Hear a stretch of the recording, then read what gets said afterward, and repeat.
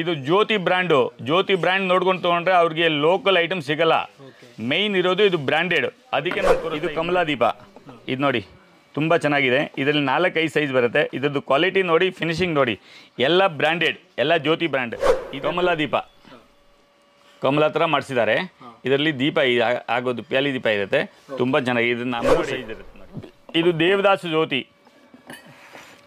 ಜ್ಯೋತಿ. ಇದು ನೋಡಿ ತುಂಬ ಚೆನ್ನಾಗಿದೆ. 3-4 ಸೈಜ್ ಇದೆ.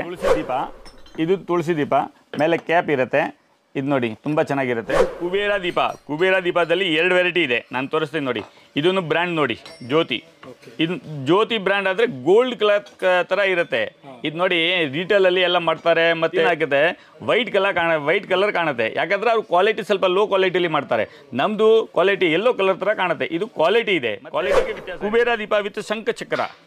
ಇದು ಶಂಖಚಕ್ರ ಜೊತೆಗೆ ಕುಬೇರ ದೀಪ. ಇದು ತುಂಬ ಚೆನ್ನಾಗಿದೆ ನೋಡಿ. ಇದು ದೀಪದಲ್ಲಿ ನೋಡಿ, ಇದು ಒಂದು ವೆರೈಟಿ. ಇದರಲ್ಲಿ ಎಷ್ಟು ಸೈಜ್ ಬರುತ್ತೆ ಇದರಲ್ಲಿ. ಮತ್ತು ಸರ್ ನೋಡಿ, ಇದು ಒಂದು ದೀಪ ಸ್ಪೆಷಲ್ ಆಗಿ ಮಾಡಿಸಿದ್ದೀವಿ ನೋಡಿ.